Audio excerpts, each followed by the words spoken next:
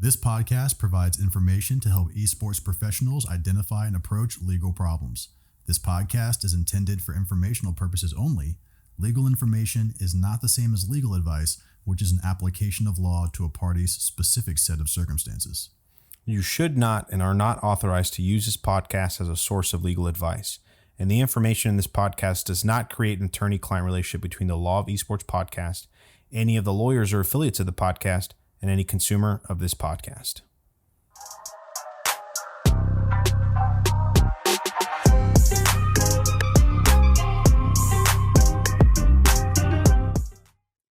Welcome to the Law of Esports podcast, the #1 podcast that discusses legal issues as they relate to the world of esports. My name is Jake Hicks, and I'm an attorney that represents teams, leagues, and organizations.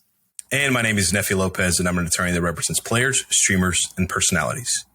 In today's episode, we've got a special guest with us here today, Mutahar, also known as Ordinary Gamers, plural, host of the Ordinary podcast here today. How's it going, man? Thank you for joining us. It's going good, guys. Glad to be on here.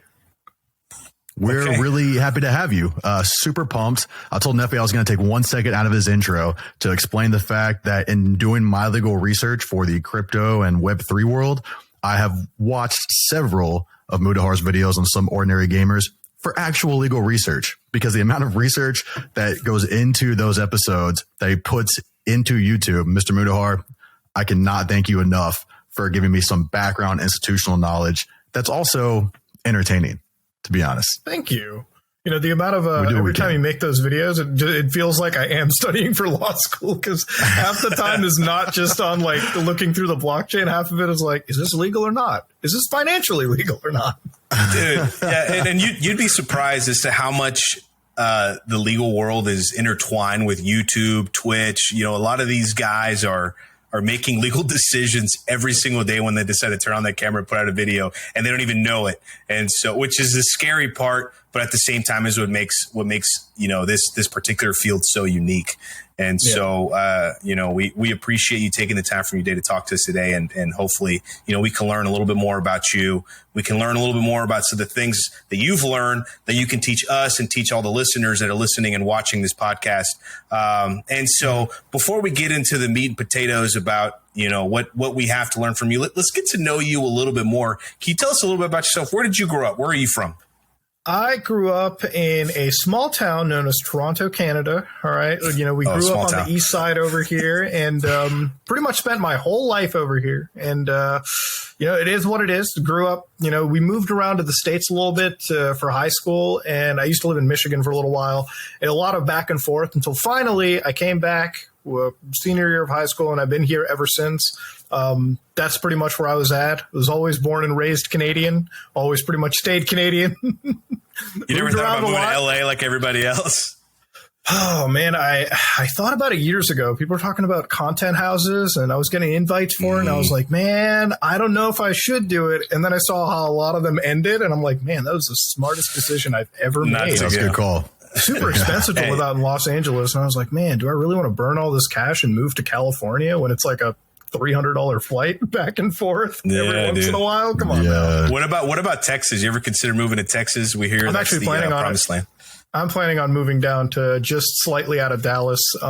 There's actually a lot of property and homes that have like interested me. One of my podcast co-hosts literally bought like a billionaire mansion for like fucking nothing out in Texas. I'm like, man, if there's more, I am so down to buy and live out there. The weather's good year round. Like, what's there to complain the weather's about? It's sunny year round for sure. Yeah. Although I step outside right now. I'd rather take heat. I'd rather take heat over fucking what's in my drive. Oh, can I swear on this like a little bit? Yeah, that's fine. That's fine. Yeah, you're good. See, that's what happened when I'm talking about driveways. I'm like, I would rather take that than the cold, desolate winters that we end up getting. Because so wait, we just get breaking news on the Law of Esports on Mutahar moving to Texas. You might have, Technically, I guess. Yeah. And we're a little biased, right? People say I would much rather take the heat over the cold. And generally, I tend to agree with you. I was actually, I lived in Utah. I was born in Utah. I lived there for a little bit, and I go visit a lot of family there. And I share your disdain for the snow and you know, the cold. But Texas summers are pretty brutal, man. Today was, I mean, what was it? Probably, it was well over 90 degrees.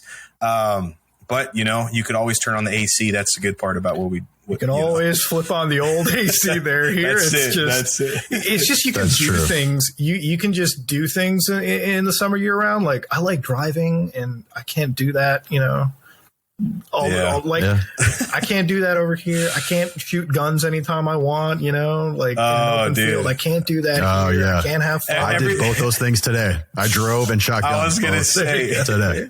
Everything you're saying sounds pretty Texas. Are you sure that you're not already in Texas? So. I think mentally I am. Today, I remember I was talking to awesome. Dr. K, and I think he was wondering. He asked me he thought I was from Texas initially, and I don't know what it was. He said something about the accent, and I'm like, I don't think I have like a Texan accent or something. Maybe I'm like mentally coming across like that. I don't know. I like guns and fucking all the tried and true Texan stuff, but I've never lived there. I go down there every once in a while for work. But I do end up. Nice, I do when I plan on moving to there. It's awesome, either that or Nevada. Like either or. Actually, Nevada's got a lot of beautiful places. I would do Texas. Right, I lived in Nevada for about 4 years in Henderson, Nevada, which is right outside of Las Vegas. It's really nice. I lived pretty close to where Mike Tyson used to live. Actually, I think it was the same neighborhood. But Texas is nice, man. Texas. The land is cheap. It's flat. And you'll be closer to us, if you're ever in town, if you ever come to Houston for whatever reason. I don't know why you would come to Houston. I was in Houston actually January. It was fun. See, come on back, man. I know, man. I was there in January. I was like, I want to go down to Texas. A few of my friends live in Houston, so I was like, I'm just going to go down there. Way. Had a good time, ate some good food, drove into some pretty shady parts of town by mistake. That's all part of the experience, baby. Hey, that's Spruce Town, baby. There was this one place. I was on Alabama. Like I had our Airbnb on like Alabama Court, and so the car I was driving, I put in Alabama or something, and it took me to Alabama Street. Yeah. And when you can see like the street lights, well, my thing is when I don't see a sheriff vehicle for 10 minutes, I'm not in a good part of town. Like when the cops aren't rolling through the area, it's bad. Yeah, and Houston's a big place too, so the cops they're spread out for sure. Yeah. But, no, that's awesome, man. We're happy to hear that so many people want to move to Texas. I definitely see the benefits for it. But let's kind of change gears. Let's kind of talk a little bit about your history with YouTube. When did you first get involved? I know whenever you first started your channel, and correct me if I'm wrong, I think it was probably around 10 years ago, you started doing the Let's Plays. A lot of the guys back then, that's kind of how they got their start. How did you kind of get into that and then, get into YouTube eventually? Well, back in the day, we took a lot of inspiration from like the angry video game nerd and like the gaming YouTubers that I grew up with, like Nostalgia Critic and those kind of people, right? We were like, I like those kind of videos. And then we started with the Let's Play stuff because frankly, that's all we could afford at the time. Like I didn't have like a camera or anything. We literally recorded the first Let's Play on like a DVD recorder. So the quality looked like ass. It was recorded on like a entry level smartphone, all the microphone stuff. And the computer that I used was like this really like entry level laptop that I had to stick in front of like a cooler, like a little desk fan, so that it wouldn't burn out the chip when it was rendering. And that was what we did at the time. I had some like my thing with my channel was like I had more structure, I would say, years ago. Like I had way more structure because I was like, I got to make this series and I got to do it every Saturday. And, that's what I went with. Right. And nowadays it's like, man, this is more like a diary to me. I can't do the structure anymore. Just like if I want to talk about a crypto scam, I'm going to talk about the crypto scam. Like this week, I'm working on the Star Citizen video. I don't know if you guys remember that game, but it's about to reach $500 million in crowdfunding.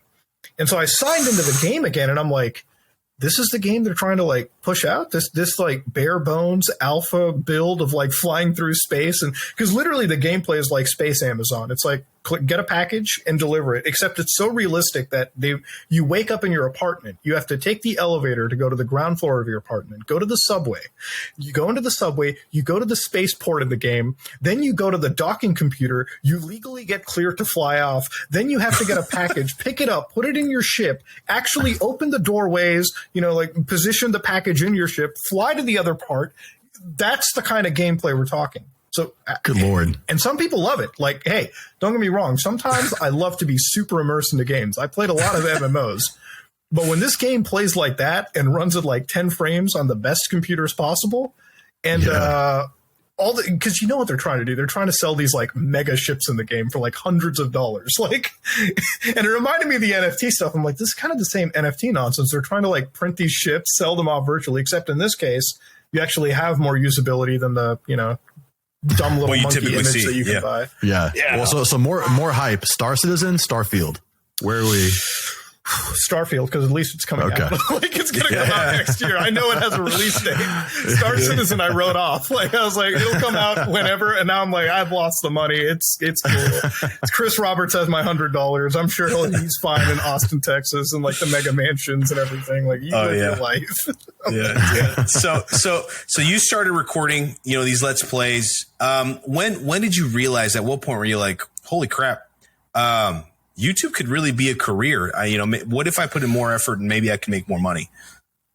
Oh man, YouTube's still not a career for me though. Like, it was at the time where like, I think what was overwhelming was like when we started growing like massively on the channel, like I think it was like, I want to say like 30, 40,000 subscribers. And it's not the subscribers you have to really notice about. It's like your viewership. Like, are you actually getting people to watch your videos consistently every day? Right, and it was at a point where like when I started seeing like 10,000 views on every video, right? I was like, oh, this could be something serious, because now I know that I have a guaranteed viewer base that's building. And at that point, like I started to take those that rigid structure out, and I was like, let me just experiment with content, have some fun. And over the course of, a few years, it was like a slow growth, right? And then, it was like it spiked, and then it like de-escalated, it spiked. That's what YouTube felt like for me. So I would say around the time when like I was getting just like consistent viewership, that's when I knew it was something, right? Like that's when I can parlay it into something fun, right? Right. For me, it's kind of like a high score in a video game. Like I just want to grow for the sake of growth. That's it. Okay. Well, so at what point in the early days of your YouTube career, at what point did you organize everything into more of a business entity? Like, when did you think, okay, now I need to actually like get an entity, form kind of a company for this channel? So when I first cleared 100,000, what was it? No, that would be like 75,000 Canadian, right? Like when that first cleared like the yearly AdSense earnings, at that point, like it really messed with my personal income a lot, right? So I talked to my accountant, and they were like, you basically have a media brand that you're building, right? So you might as well incorporate it into a business and run it that way. And at that point, I incorporated as a business. I had to change my whole AdSense listing and everything. I had to like go through and literally turn it into like a media brand, like its own separate corporation. Because other than that, like I was absolutely getting destroyed on my personal taxes. Like at the time I was working a job, and I was making, I was making like six figures. I was making 100,000, but like all of a sudden you have 75K added to your, personal income. And it's like, whoa, my taxes are just fucked. Like, oh yeah. And my accountant was like, you're in high tax bracket territory. Like you're making more money than some doctors and everything. And I was like, okay, well, I guess I better. And it was ever since this channel has been growing, and like really any business, I think what people don't understand is like the more money you get, like that whole more money, more problems thing. So true. Cause it's like, this was probably one of the first business entities I made out of many now that I have to like carefully manage and like make sure that I'm totally up to date on taxes. And even in Canada, people forget that if you do any dealings with the United States, you're also talking to the IRS. And so it's always a game every year. It's like, who's going to fist me more, the Canadian Revenue Business or the IRS? Right? Surprisingly, the IRS is way more lenient than the CRA, which, Oh, that is surprising to hear. That's funny. So do you remember like what year, like when you started growing? So you started in 2012. At what year, like how long did it take you to actually get to that point? 2015. Okay. So 3 years, I would say, consistent. Wow. So that's awesome. After 3 years, it was at that point, I didn't know what to do with the money at the time, right? Because it was like sitting in a PayPal account. Like there was a point where like the PayPal account had 60 grand in it. because I had no idea what to do with it. I'm like, hey. and then like it was my dad who like slapped me. He's like, son, you know that money's not FDIC insured. And I'm like, Dad, what are you talking about? FDIC what? He's like, you better put that in a bank account. And then I was like, oh, I'll put it in a bank account. And then he slaps me again. He's like, do you have an accountant before you did that? I'm like, no, I don't. What are you talking about? I'm like, like that's when it happened. Hey, so like 2015. That's good to have your dad slap. Yeah. Dang, man. Yeah. And so at least you had somebody to slap you and say, hey, dude, what are you doing? Do something with your money. Because a lot of the guys, and you see it a lot in traditional sports with, athletes, they'll just blow through that money. It sounds like they'll have millions and they'll lose it all. Yeah, oh, dude, because they're living extreme lifestyles. Exactly. And one of the things that I've noticed is it's obvious when you say it, you're like, well, YouTube is not my main thing. I mean, you've been able to really take the YouTube thing, because I'm sure you were already relatively successful before then with your actual job, and then YouTube came on, and now you're just reinvesting your money. I know we talked about it, before we went live. You're investing in properties. You've got a bunch of other things going on. What are some of the other stuff you've got going on, man, that you feel like you would recommend somebody that's successful right now to do with their money? If you've got tons of money right now, property is the smartest investment you can ever have, because even if the market tanks, you're still absolutely going to be way better off than somebody who's chucked that money into crypto or even just the stock market in general, right? Like even beyond property, throwing money into like index funds. So like, the straight up S&P average. Now that it's currently, I think, down by like 25%, I'm putting more money into it because obviously it rises because we're getting out of a pandemic. The other thing is like, businesses that YouTubers typically understand, right? Like merch businesses, for instance, right? Like, there's a lot of companies that take so much abuse out of YouTubers. Like they come up to you, like they give you these really shitty deals, like these merch companies, like, hey, you want to sell shirts through us? I'm like, you guys can do this on your own, and the margins are better favored towards you. Like businesses like that is something that we're trying to get into, especially with our old podcast. One of our guys owns a candy machine, so we're trying to do a candy business that way. Because really, it's about like, if you want to be successful on this platform, right, the money that you get direct, like I'm going to say tier one, the tier one phase of your money, which comes from AdSense and like your ad earnings or everything, you gotta reinvest most of that, if not almost all of it, into like a business that's going to keep you going for the long term. Right. Because we're not all the Simpsons. At some point, we all, our careers are all bound to wither up and die out, right? Or we're never going to be at the peak that we once were. So if you can get your affairs sorted before that happens, you're well into the green. Then you can live your comfortable lifestyle. Then you can buy Lamborghinis if you so desired, or live in multi-million-dollar mansions, right? Like, because at that point you're spending your your like extra money and not your foundation money. Exactly.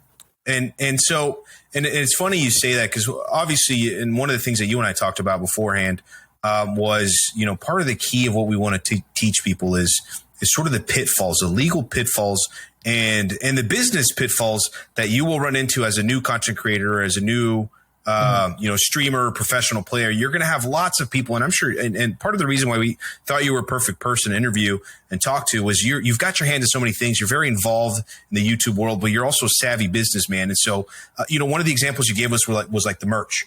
A lot of these guys are getting approached by companies that do merch or that do brand deals or that do all kinds of things. What are some of the more predatory practices that you've noticed? Some of the things that seem predatory, and where you're like, this isn't right.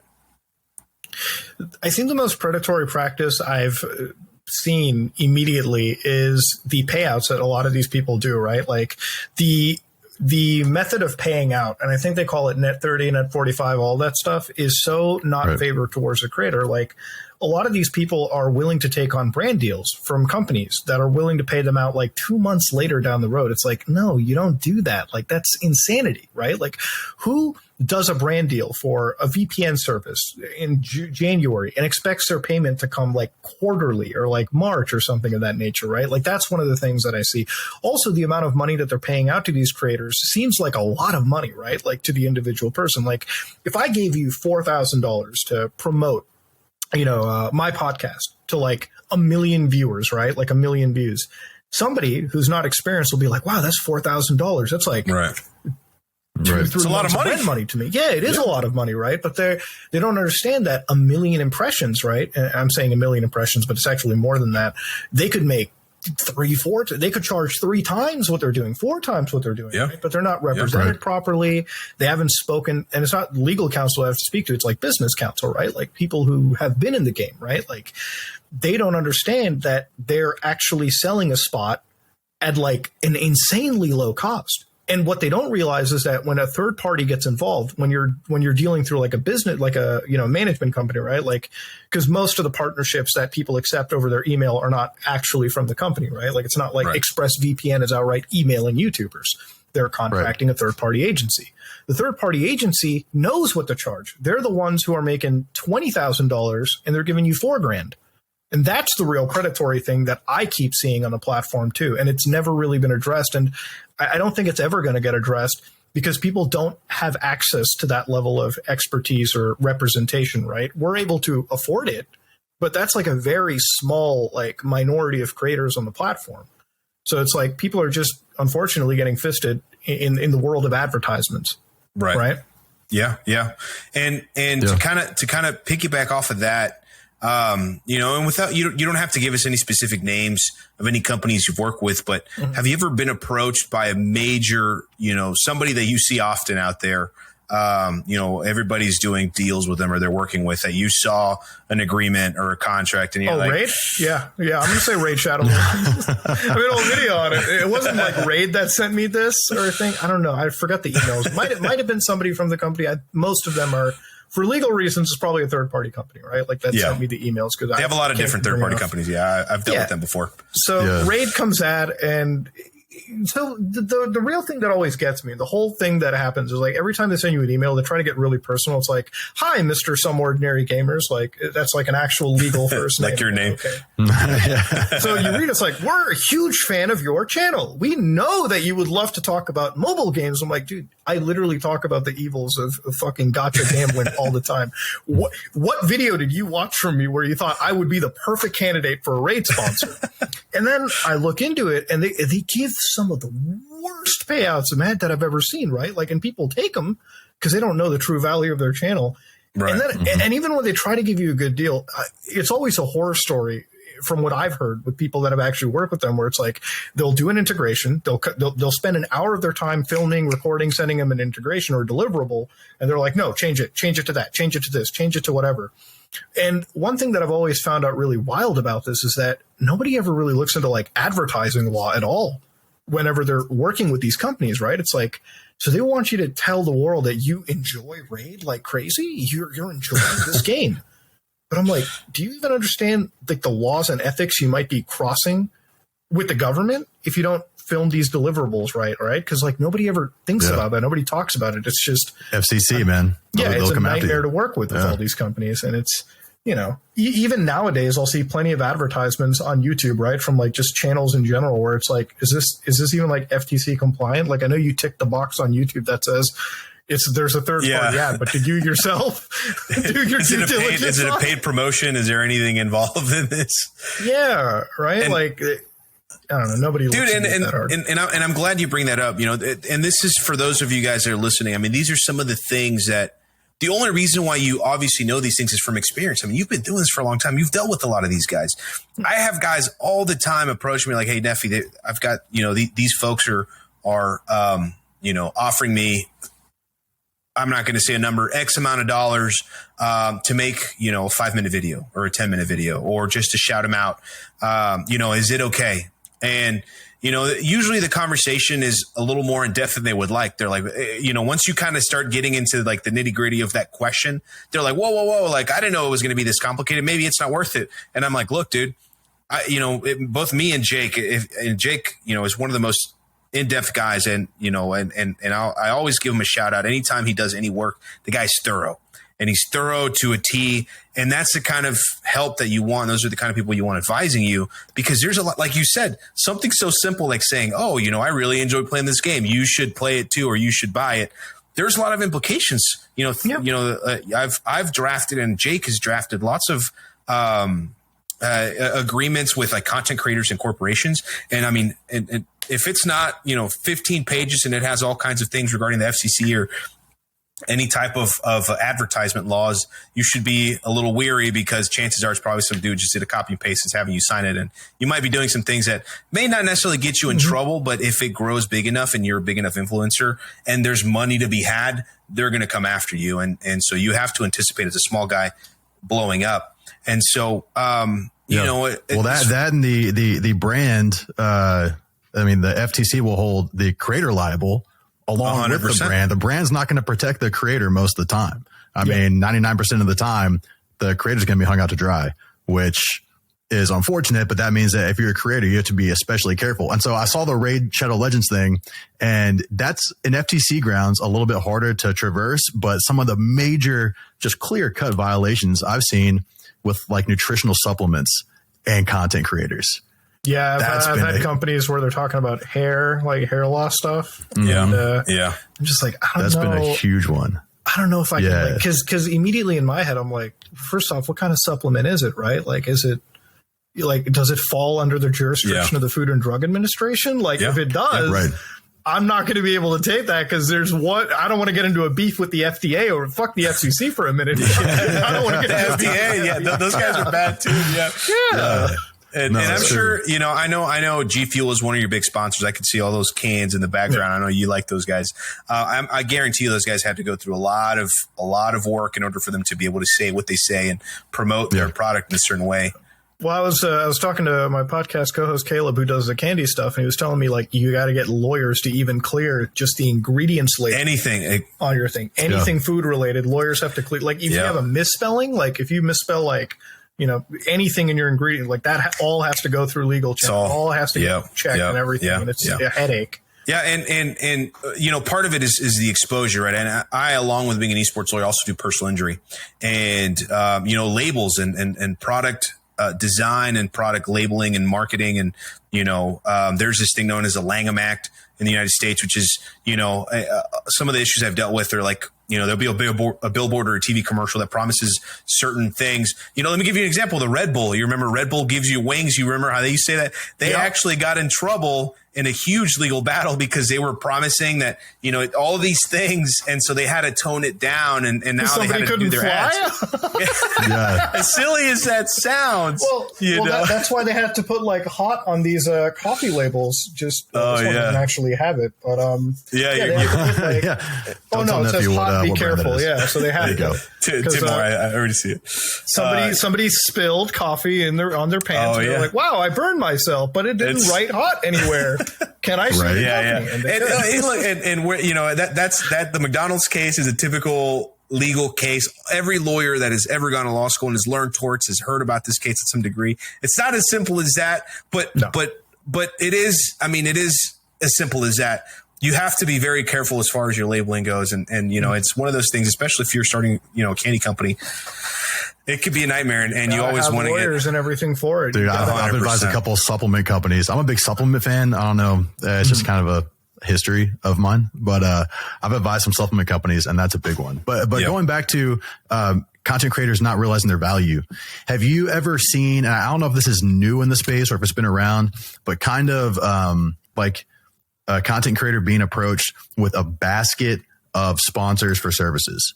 So they'll get paid you'll get paid $5,000 for the month, and then you'll have to do like 15 types of deliverables. One might be Instagram or Twitter, but it will be for like 5 or 6 different companies that are bundled within that. I've never had that. I've done it for one company. I know we have to do that for G Fuel, obviously, because we have like different deliverables every month.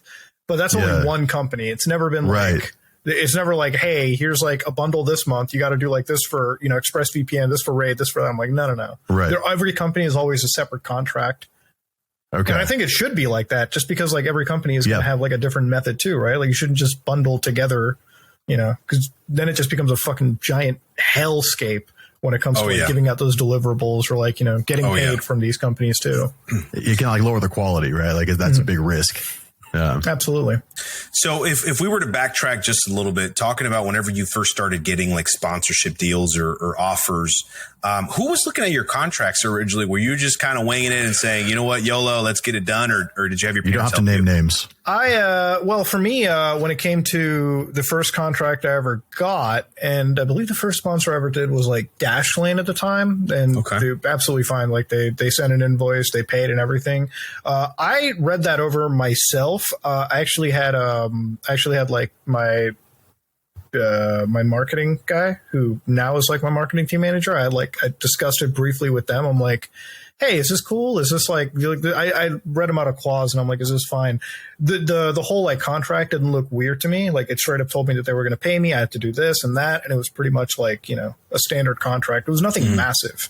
So nowadays I don't ever read a contract myself. It's, I always have like, marketing guy with me and like, we'll just read it all through, and the dude's a lawyer. So like, I was going to say, is the marketing guy also an attorney if he's looking over all your stuff? Yeah. Like there will be an attorney that looks over every contract at this point, just because like we need to know where we're on with a company, what we can even speak, right? Like, let's say that we had a bad experience with a company, it's like, sometimes you want to go off the cuff and, talk about it. Yeah. Then you realize, oh crap, they hit a non-disparagement clause somewhere in the middle of the contract. So now I'm screwed. So we have to make sure. So now we have to look at every single thing now to make sure we're completely safe. We have to make sure like their payouts and all of this is like secured. They're not trying to pull like a fast one on it that says like, we'll only pay you out if that reaches so-and-so impressions. I'm like, no, we decided this beforehand. You can't just start changing numbers on us or like, not that. Yeah. But, so did something have to happen for you to start bringing in like a separate person and look over your stuff, or were you just like savvy from the very beginning? Because you'd be surprised like at how many guys. After that first one, I immediately like looked out for. I brought on a separate team just for this, because I'm like, there's no way that I'm reading these. Like I made that one myself, and I'm like, I was fine, but I'm not going to risk it ever again. I'm not going to go down that route. We're always going to have like. We're always going to like check it through, even if I make like less money per integration because I'm paying out like it doesn't matter. Like, do it that way. Just be safe completely. Better be safe than sorry. Absolutely. Yeah, because you don't want to do a sponsorship and then like a month or two later, then you have to like get into this like war behind the scenes, because it's just time out of your day. So get it right the first time. Make sure you're clear and be done with it. Right. Right. So outside of sponsorships, if you're doing a piece of content that might be particularly controversial, or you're presenting an opinion that will reflect negatively on an entity for one reason or another, right? A lot of times for good reason, but regardless, reflect negatively. Do you go through a process to clear some of those opinions or some of that content before you release it? Or is there something internal that you do with like your marketing team to figure out exactly how you want to release that? Well, that never has a marketing team touch it. It's like, unless that video is sponsored, then that's like a whole separate thing. That's like a deliverable for them. We might tell them to tell the company that this is going on controversial content, just so that they're okay with it. But usually for that whole process, and I guess I will describe it like when it came to the Save the Kids or Rubet, actually, Rubet is a great example, because when we were doing the whole month of Rubet, right? There was obviously the research me and Coffee were doing, like, every other night we were sitting on Discord trying to like, look through the chains, figure out this whole story, piece it together. So when I filmed that, it was all like, I made the rough idea, I edited it together. We had a rough cut, right? Like no hard editing done onto it. No, like, crazy stuff. We made the story, we put it together. And then I have a legal team that I was like, we need to sit down today. We need to watch this all together. We need to watch the whole hour, 20 minutes of each of these videos, right? As they were being made. And I'm like, we're going to watch it and we're going to see where we're not going to be safe. So, and the reason we do that is because we're mentioning names, right? Like we had mentioned Nelk, or I mentioned Steve Will Do It. I mentioned a lot of those guys. And for me, my rule is like, I'm not going to say that somebody is a scammer or a scumbag or something, right? For ethical reasons too, but also even if I know that, for instance, you've done something bad, unless I have the definitive proof that if we were to get sued and we were to go to a court of law, and I was like, I went to my lawyers, I'm like, this is the exact proof that completely shuts this person's argument down, I'm not going to run with that information, right? Like a lot of people who do investigations are really like we talked about before, they're ballsy. They play too close to the line, right? Like you can't call somebody a scammer unless you can prove that they scammed somebody, right? Like 100%. Like when we were doing the Phase K thing, right? And we looked through those giveaway wallets, we're like, somehow the same 3 people are winning these giveaways. I'm like, this is like straight, like to me, this looks like giveaway fraud. I was more comfortable in that than say something on Roobet where it's like, yeah, it's a third party casino. Yeah, it's a shady thing, but I haven't subpoenaed the casino. I haven't checked it. And especially when you're dealing with things that are off the record, right? Like I talked to a lot of those guys behind the scenes off the record, and they were very open and forth about some of the shady dealings in the company. And it was that point where I'm like, so I have these guys on recording. I'm not in a two-party stay. You basically just admitted to me. So I'm like, now I can be a little fast and loose, right? Now I can be a little bit fast and loose. Now I can say certain things, maybe not, directly name somebody. And I'm like, even if you take me to court, I just need to make sure I have all the ammo, right? And so a lawyer will sit down, we'll watch it. And like, if they tell me, hey, you can't say that, we'll cut it out or we'll replace it with like, something that's more vague or general, right? That's pretty much what we have to do, because at the end of the day, you'll get so many legal threats, especially if you're an up and coming YouTuber and you're trying to expose some bad stuff in the system. And I want to say that you're going to get sued. Like if they want to sue you, you're going to get sued. Like it is what it is. Anybody can sue you for the dumbest thing imaginable, but you need to make sure that you're completely as safe as you can be. You can't make claims that you can't prove. All right. And as long as you don't do that, I think you're mostly fine. Right. Yeah. Because at the end of the day, like if you call somebody a murderer, you have to prove that they did a murder, right? Like otherwise you're lying. Yeah. Otherwise you're lying. Or maybe not lying, but you can't prove it, which truth is one of the defenses to, defamation and those kinds of things. And, and we kind of say this, and it's Jake's and my favorite sort of phrase, which is anybody can sue you for any reason at any point. They don't have to be right, but it's going to cost you some money. And so, I'm not saying that. And I'm sure I like your approach, which is, and you can have this approach because you're a large streamer. And like you said, I like the way you picked your words very methodically, very specifically. Small streamers that expose something bad, those are the guys that are most in danger because those are the guys that don't have the funds. I mean, if somebody came and sued you, you've got what it takes to defend yourself. And I think at this point you've gone through, you've been around the ringer enough times where you're like, screw it. Let's do it. If you guys want to sue me, let's go. For me, it's like if I know that I'm in the right and I have all the documentation to prove it, like even with like the Save the Kids stuff, it's like, okay, you were literally out there promoting this. And even if you delete something, I always remind them I'm like, you do realize the company that like, even if you delete something off the internet, the U.S. data centers are still going to have it for 6 months per law. So if you go to a court case right now, let's just say you start a case. We take it to discovery. We can subpoena Amazon. We can subpoena places like Google to get that information, right? To get those caches. And then we can all sit in a courtroom and watch it all day long and then let the jury and the legal counsel come to their conclusions. I'm like, if you really want to play this long game, sometimes I welcome a lawsuit because I'm like, oh man, I can't get this information. But if I was sued, then I could get the info. Bring it on, like let's go. And when it comes to crypto and potential securities fraud or wire fraud, then you're dealing with the SEC or the DOJ, and their resources stretch much deeper and much farther beyond the 6-month data center obligation. And even when you're dealing, I know when you're dealing with criminal or transnational organizations, then you get involved with the FBI, you get involved with FinCEN, which those guys are even more insane when it comes to because anytime and this is where, again, just to pivot to the whole crypto side real quick too, because that's one of the strongest hot topics. Anytime any influencer gets approached with a crypto NFT topic, for me, I've never taken a deal, not just because I don't believe in the project, right? But also because in my mind, I'm also worried about the money flow, right? Like in our accounting circle, and we have this discussion all the time, right? We would never take a crypto deal or an NFT deal from even the largest, most respected creators because we know that in our accounting team, we don't want to be in a case where we ever were involved in a financial money flow, like any money flow with a criminal organization, right?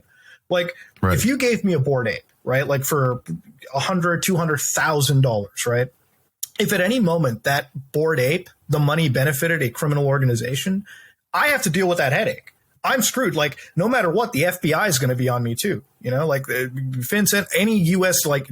any justice agency is going to be on me. I'm going to have a hard time, and I don't want to have that headache. People look at it like fast, easy money, but they don't understand that when you're playing, even when you're going with gambling deals, right? It's like you need to make sure that trail of money that you're getting is completely clean. Not even just laundered clean, completely clean, impeccable even, right? So sometimes making less money is better than making a lot of money and then being tied to a criminal institution. Yeah. Or doing a little bit of expenditure on the front end to make sure that you're that much safer, or at least that much better set up to make strong defenses or a strong case on the back end. And even if, because we were talking about this just before the show, but litigation costs money. But if you have proof before you get into whatever claim you're going to make, usually you file a lawsuit, have discovery, then have a trial. But sometimes if you have all the proof, you can get a summary judgment and kind of cut off a lot of that procedure and make yourself a little bit safer. But I've talked to Neffy about this, but I've investigated cryptocurrencies a number of times and crypto offerings and trades. And man, it's every time I've invested right now, man. But it's totally, for the ones I've reviewed, it was totally worth it for them to ask me first. I'll say I'm sure in your investigation on crypto stuff, you've come across money flow that you had to mention to people. I'm like, you don't want to get involved with these people, right? Yeah, we had to have them turn down deals 100%. But that's the thing, like, how many people in the space are doing that? Like, you got to imagine, right? Like, here's the other thing. Here's why people don't want to hire lawyers, right? Like, let's say somebody came up to me and gave me like $500,000. Like, you can get $500,000 a month working with this offshore casino, right? Then I come to you guys and I'm like, hey guys, so this casino in like Curacao, I know it's the money laundering capital of like fucking Latin America. I get it. You know, I understand. But guys, it's $500,000 a month. And you guys are like, Muta, don't do it. I'm like, what do these guys fucking know? $500,000 a month? Let's go. That's the scary part. You know, if you go and you listen to our NFT episode, you know, which we don't know if we're going to release it before or after this particular interview. We're dealing with such, amounts of money that, you know, to people like us, it may be a lot of money or may not be that much money. It's still a lot of money to where people are willing to overlook and ignore competent legal counsel for the money. You know, like good example. And it's funny you say this because it's a hot topic right now. You know, we've heard, you know, XQC talk about it. We've heard, you know, lots of these major Twitch players talk about these casino, which, you know, is one of the big ones right now, along with NFT, crypto, the casino, the gambling is a big issue. You know, they're talking about people offering millions of dollars a month, literally a month, in order for them to. That's on the low end of the deal, by the way, too. Exactly. It's like low end. And so the question is, how do you turn that down? And when people I was reached with one of those deals too. So believe it or not, even despite all my shit against, you know, casinos, crypto casinos, there's been some of the big players who've all reached out and it's like, hey, do you want to get, you know, do you want to be part of like, you know, this so-and-so casinos, you know, team? And I'm like, okay, first off, you don't watch the content first off. And then I like look at the prices and I'm like, 1.1 million? It's sometimes like 750,000 a month. And I mean, I turn it down because it's like, I don't think the money is like, first, no matter what, if you're smart, you'll make money, right? In the business. Right. You'll make the difference between having like $10 million in your bank account or $100 million in your bank account doesn't change your lifestyle, right? Like at a certain point, you're rich that you don't have to ever think about the things in life. Right. But the problem with making that much money, like the $100 million, right? Like if you look at some of these insane deals, people will make $20 million a year, right? When you're making $20 million a year, you're not just being watched. Okay. You're not just on a list. You're on several lists. Okay. Like once that money touches a bank account, you're already like being watched by every FinCEN agency in the United States at that point, possibly even the world, because you're operating at such high margins, such high values. And when you're taking money from a crypto casino, right? And again, when I was doing the deal on Rubet, I brought up the U.S. money laundering reports, right? I brought up the international reports because I'm like, this is considered by basically every organization in the world to be the highest risk area. I'm like, you are really being comfortable working in an area where there are known criminal elements operating in. Known drug cartels use these organizations to siphon their money through. Because the thing with gambling, it's like when you're giving somebody $1 million a month, right? I don't think that you're making the $1 million back. You know, you might be breaking even at that point. I think what's more important is to just have a high amount of volume come into your organization so you can better wash your illegal money in, right? Because obviously for money launderers, it's like the volume of cash is the most important. That's what I think. That's why I think they're just throwing money out like crazy. And money that like at that stage that is still so unregulated that, you know, federal organizations consider to be a little gray. Yeah, I wouldn't want to operate in that sphere, right? Like it's just too risky to be in. Nobody wants to go to jail for years over this. 10 years, like financial crimes will throw you in prison for a while. 100%. And that's one of the things, and the good thing is you're in a financial position to where without a doubt, you're like, screw that. I don't need it. I know the risks. Yeah. I've had the advice of, the right people to tell me that, this is not a smart thing. And I mean, about it. You probably know more about it than anybody else. I'm trying to think off the top of my head is who else has done a deep dive into these types of issues. There's you, there's CoffeeZilla, obviously, and those guys, but some of the other guys that are more in the space, it's kind of hard to turn down that money, and they think about it. You get two kinds of people, right? You get the people that they're genuinely oblivious to it, right? They're like, whatever, it's just a payment deal. It's fine. Yeah. Even if I get in trouble, I'll just tell them it's a deal, right? You can't just do that. No federal agent is going to sit down across the table from you and go like, oh, so you took $20 million from the casino. Where's your due diligence? You just thought? Okay, whatever. It's a federal agent. They're trying to get their career made. They'll throw you under the bus if they have to. Oh, yeah. Absolutely. And then you find the other people who are like, we know it's bad. We know it's shady, but we'll just do it anyways because, what's the chances of us getting caught? Yeah. And they don't realize that these investigations, they take years to happen, right? Like you guys are litigators. You know that. When the feds want to investigate you, it's going to take a while. But that's why they have such high conviction ratings, because when they come at you, they come at you with a vengeance, right? And they're not just coming at you. They're coming at all of your friends all at the same time. So they can just do it one, done, and no issues, no nothing. 100%. When any investigative body comes after you that's legitimate in whatever space you're in, they can take years and have very strong cases. We saw that with some suspensions in CSGO that were for violations of the rules in 2018, and the suspensions were handed out 3 months ago in 2022. Yeah. And they came out with a letter with hard evidence and recited it and everything. And any investigative body is like that. So you better bet with Vincent, Fedra. Yeah. And there's a misconception. You think that if you make a good deal or a big deal and they don't come after you right away, that you're scot-free. I mean, I've worked with the U.S. Attorney's Office, with specifically prosecuting. I worked in the Office of Narcotics. I dealt with the cartel, and then special prosecution like terrorism, human trafficking, things like that. And there were investigations that we would work on without getting into any specifics for years. And these guys were, building houses in other parts of the world thinking, the money went out, I'm good. But it's never that simple. And I'm happy to hear that people like you, and I'm really happy that you came and talked to us, because this is the kind of information that we want people to hear. Be weary of that kind of stuff. I mean, people have to be careful, and fortunately, not a lot of the people out there right now aren't big enough to where, a lot of these, crypto NFT gambling companies are approaching them on a regular basis saying, hey, we'll give you $500,000. But they are doing it at a smaller level because, like you said, they care about volume. And so you guys just have to be very careful in when you're doing this. And obviously, firsthand. And so to kind of change gears a little bit again, and this is more for purposes of me asking, okay, this is a very, very basic fundamental question about your name, Ordinary Gamers. Okay, it's plural. You are one man. So why the Ordinary Gamers? I just do it because it encapsulates the community. It's just like it's an inclusive community. Everyone who just likes the game, just jump in. You're all part of it. It is what it is.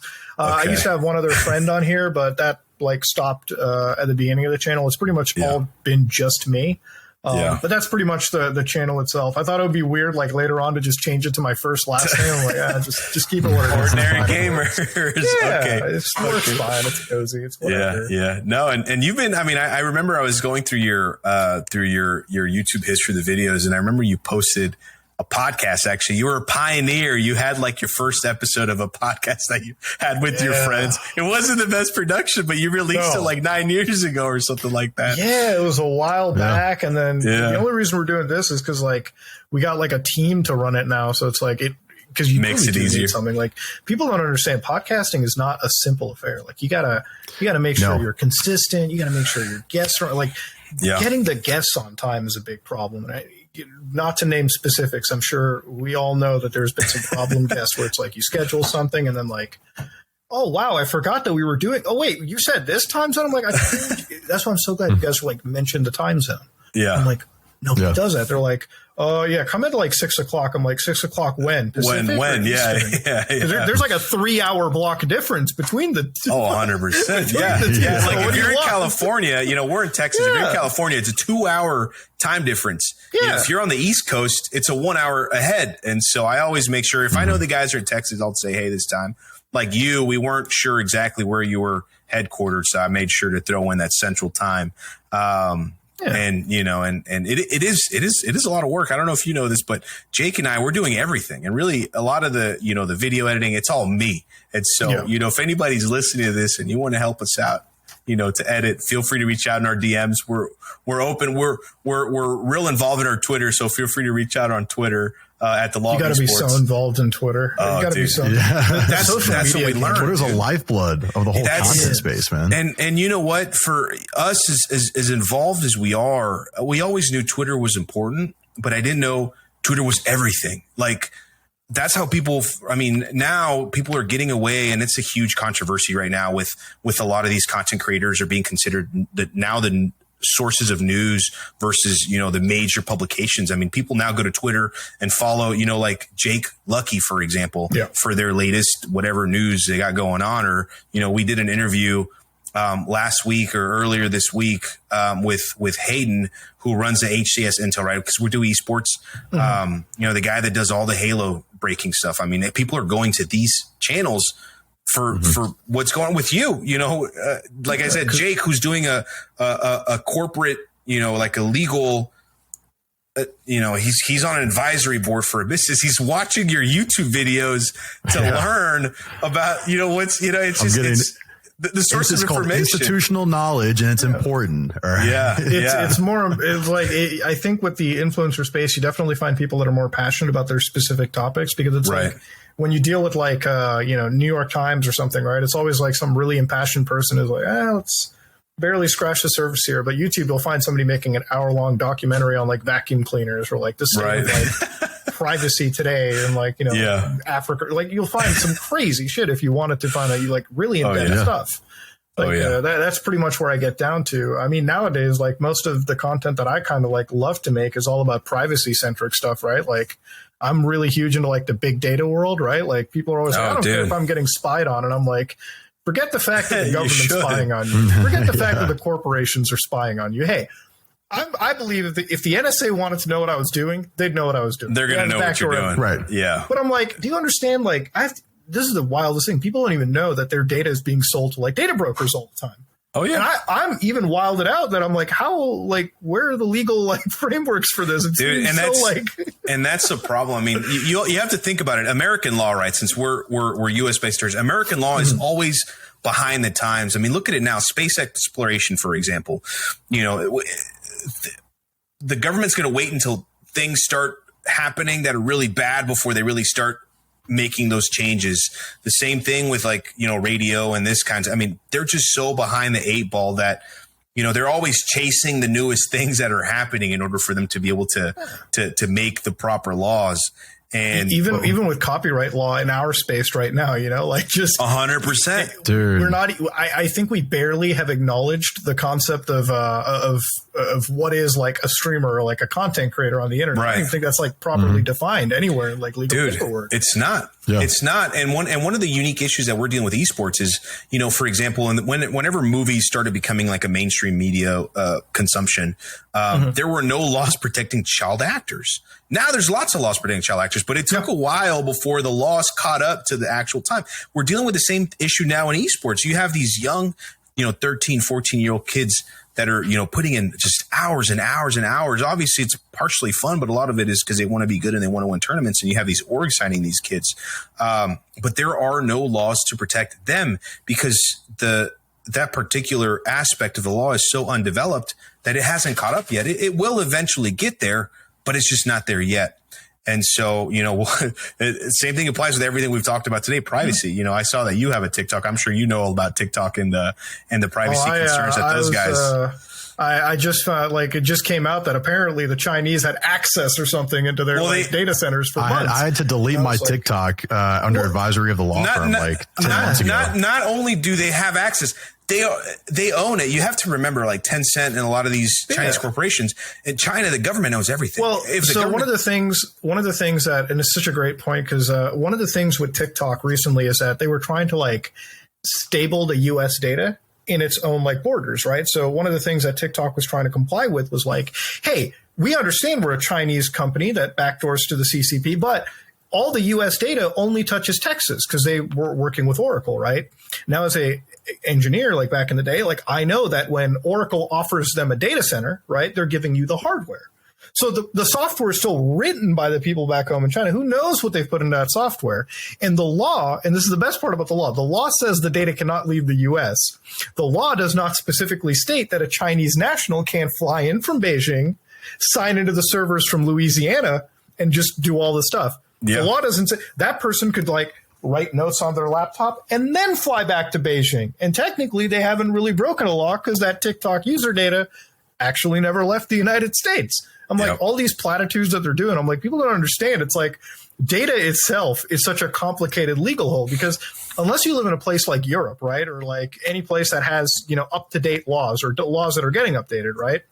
Right. You don't have those same protections here. Like, interestingly enough, one of the best things that we had was like our coffee company, Tim Hortons, right?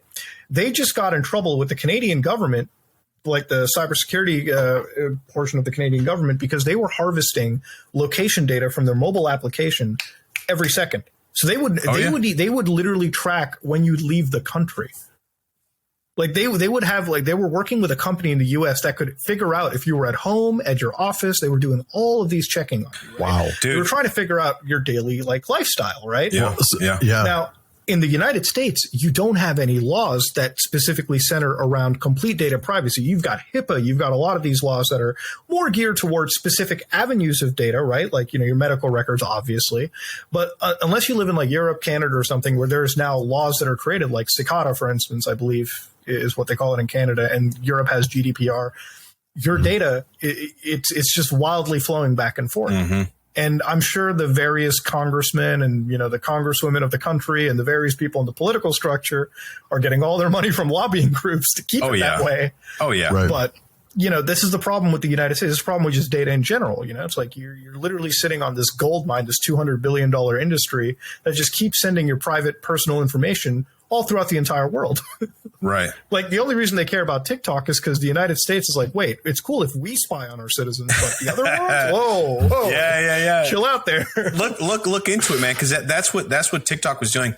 There's a famous saying that if the product is free, then you are the product. Yeah. And so, and I mean, I guess if you're going to be doing something with privacy, look into what TikTok was doing originally. They were getting in trouble because they were literally, saving they were saving everything from, your keyboard, whatever you were typing in, and it was constantly saving it and sending it out, saving it and sending it out, your audio, video, your cameras. I mean, it was so crazy. And, that's why the United States was like, hey guys, that's not cool. So let us buy a portion of you. And that way, if we own primarily it, then it's okay. And so, which is so funny. The funny thing is who bought him out, right? Microsoft. You also know what else Microsoft does? Like, Microsoft second. So the best part about Microsoft, people don't realize, is they're always number two. And they're always number two because they like being number two. Yeah. Anytime it comes to antitrust, they're like, hey, we're not the biggest. Look at Apple. Look at Facebook. Yeah, they're the biggest ones. Also, Microsoft is like the largest contractor to the U.S. military. So surprisingly, the application that is the most concerned in national security fronts is being bought out by the company that has the largest contracts for the military. I mean, who'd have fucking guessed, right? There's no like, weird shady things there. Who knows? Yeah. Well, even the amount of doors that people can access. One of the things, and I'm shouting out Some Ordinary Gamers YouTube right now, session hijacking on YouTube, and especially in the crypto space, to pump up, to like take over a channel, pump up a cryptocurrency, and then, form a rug pull without even using your own subscriber base and your own efforts through session hijacking. And we've advised clients on that. That attack is so old school. It's like it's been there since the beginning of the internet. Like people get their internet cookies stolen and they're just on your YouTube channel, just like turning off your 2-factor, going crazy. I talked to so many people, and it's such a big thing in this space too, for people who are Twitch streamers, YouTubers, even beyond the legal implications too.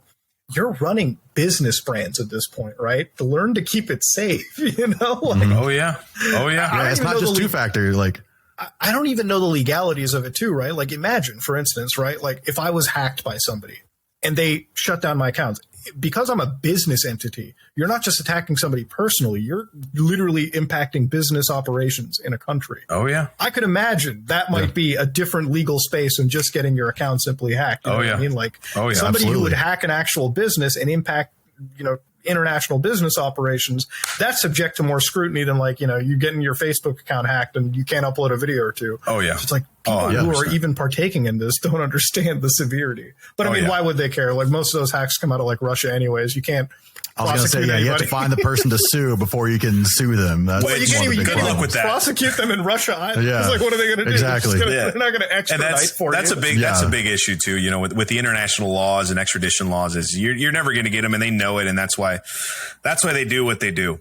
But that's one of the reasons why these crypto casinos, the guys always get U.S. influencers, because it's like if the hammer needs to come down, it's like it's going to go on them. File an extradition order with Russia. Can you even do that in the States? They don't even accept those. No. Every country is different, and you'll notice the ones that where the countries where those folks are at are the ones with the loosest extradition laws. So. Yeah, well, those countries, like it's like if you're a Chinese national, feel free to attack the Americans. The Chinese aren't going to give you up. They don't have a reason to give you up. They're a big country. Yeah. I know. I don't think Japan even does extradition either. So it's like you could literally sit there, attack the rest of the world. It's not like the Japanese government's ever going to give you up. So people don't even understand it. They'll put your subpoena in the same file as the toilet paper. Yeah, it's like once they figure out, it's like, oh, Russian Federation. Well, that's done right there. It's like literally, people don't understand that too. Like I'm a huge guy that follows like the criminal world, right? Like it's one of the biggest things for me. It's actually some content that I want to make a year from now, right? Like focusing on the largest transnational criminal organizations.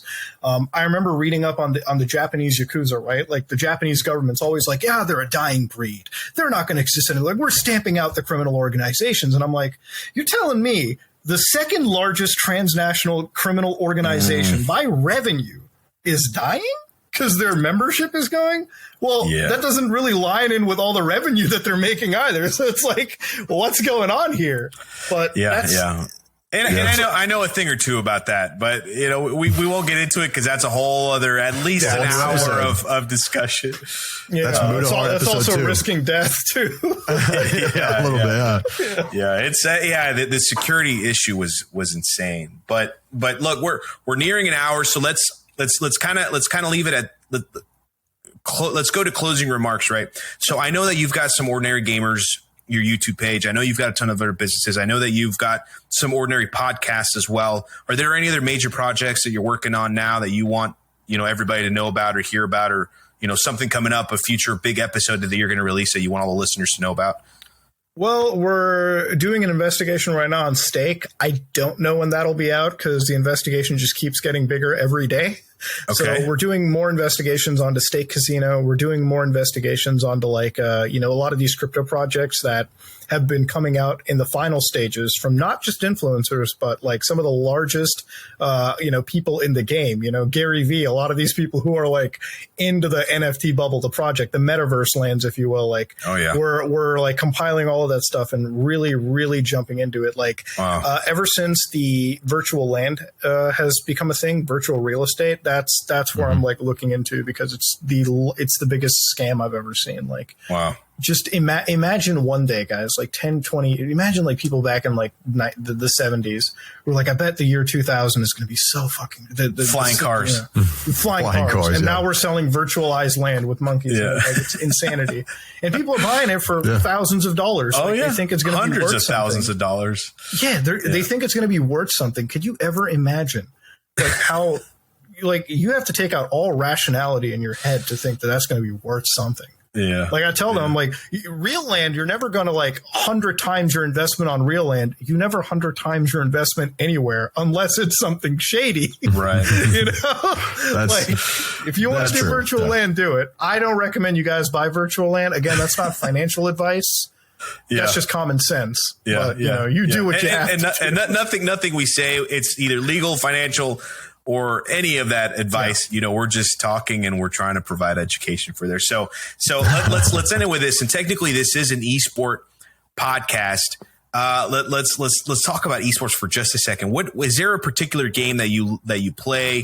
You know, I already know your history with Valorant, so I'm all about Siege right now, man. I am so into that game. I took a couple months break from it just because like I was busy with a lot of stuff. That's funny. That's funny you say that every night, dude. Hey, that's awesome, man. Hey, we might have to hop on, dude. I'm not very good, but you know, I was part of the original Rainbow Six Vegas. I used to play that game, the Xbox 360 yes, days, dude. Yes. Where you get to custom make your camo, and it wasn't as complex. A little Xbox Live webcam. You can put your face in. Dude, yeah, no, that was the new Siege is so like addicting. Dude. I like as like a former CS:GO guy, like CS 1.6 source everything. Like it's just after you played Siege, it's like, man, how do you play something as basic as Counter-Strike? You're not blowing up walls, like rappelling down, getting these 6 shots. Yeah.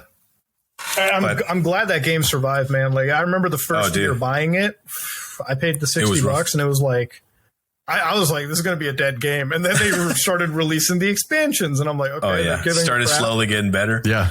Okay. Yeah. Are there any professional players that you like that you want to shout out? You want to let them know, hey, I watch you. I like you. Oh man, I don't know how anybody off the top of my head in the Siege professional team right now. It's a tough question. It's not the hottest esport right now. It's not the hottest esport right now. It's all about Apex, and then obviously CS:GO, League of Legends. You know, Rocket League is one that's blowing up right now. Call of Duty. Big Call of Duty guy. Yeah, Call of Duty. I'm so shocked that, like, well, you guys didn't mention Halo, and that kind of and Halo too, because is Halo big though? Oh, Halo's huge. Yeah, Halo's huge. I didn't bring it up because I thought that was obvious. Warzone or not Warzone, Call of Duty and Halo are huge. Valorant, CS:GO, huge. I think the Halo. I just saw the community just being mad at Infinite. For a million reasons.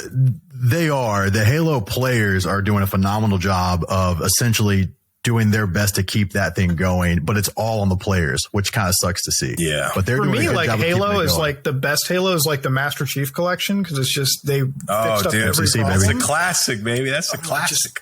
I'm like load that up, play it every once in a while, and call it a day. Mm-hmm. And it's just the new Infinite I like, but they kind of have lost that Halo like touch to me a little bit because it's just I don't know what they're trying to be like. Are they trying to be like Call of Duty? Or are they trying to do like that style? That was like Halo 5 where you get loadouts and it was like. Well, I mean, Halo 5 was done really well. I really enjoyed Halo 5. Halo 5 it was just weird.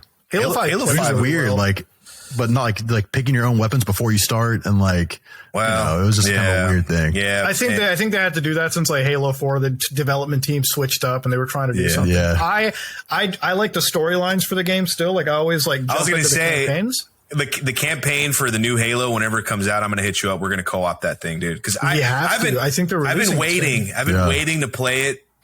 I've been waiting for it to go to co-op. Actually, Jake, myself, a couple of our football buddies, have a group chat, and we call it the Halo Boys. We're waiting for the co-op so we can play it together. I know, but those guys don't get on anymore. It took them forever to get that. They had to release it early.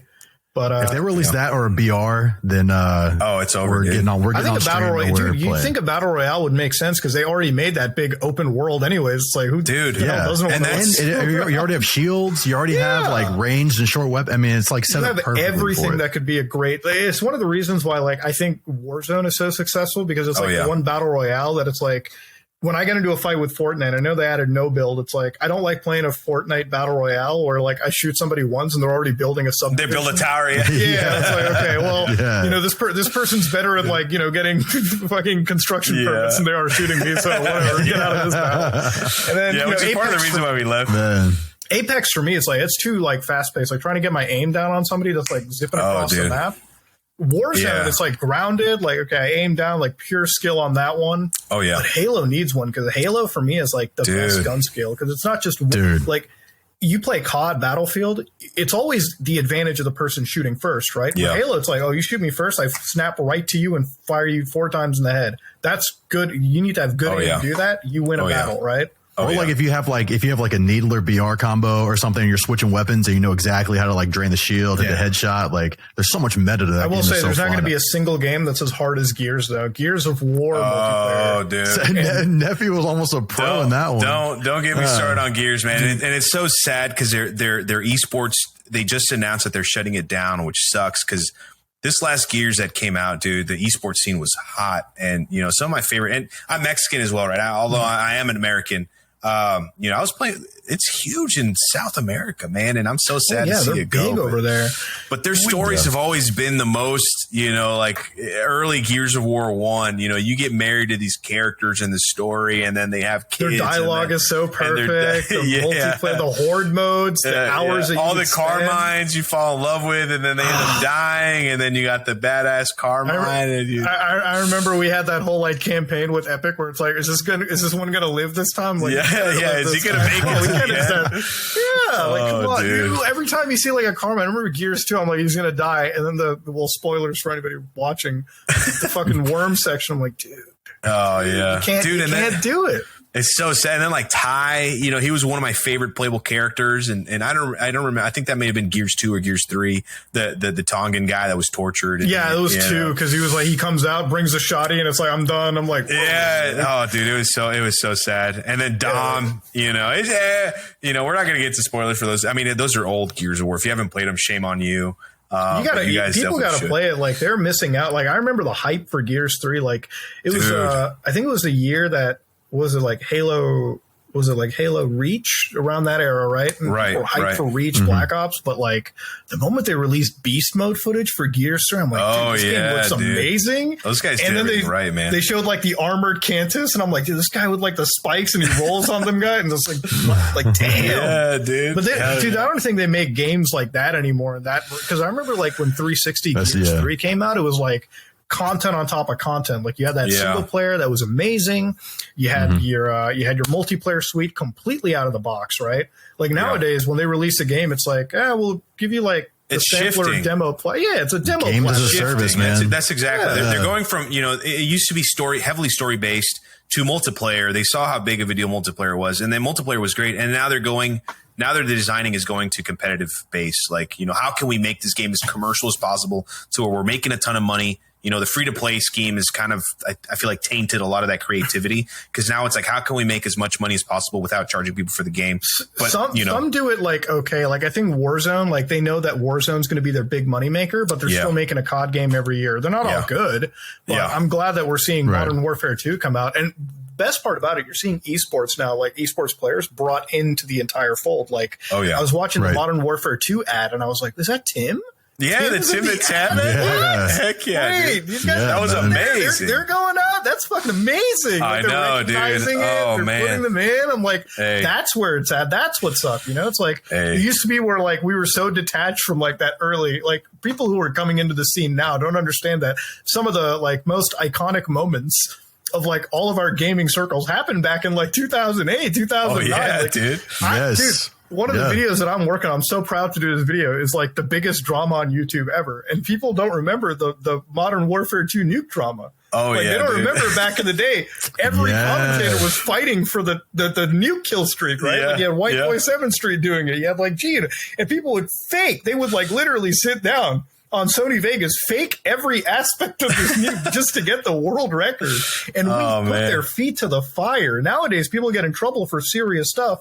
Back in the day, in order to lose your career, you have to fake a nuke in Modern Warfare. Like, I remember, I'd forgotten about that, dude. That's so crazy. Like nowadays, people if you think about it now, it's like so low stakes. If it happened today, we're like, whatever, every YouTuber fakes something. Who cares? But back in the day, it's like, how dare you lie about the sanctity of Modern Warfare 2 nuke records? What a disgusting person. Oh, dude, that's so awesome. Yeah. Well, hey, man, thank you so much, Mutahar.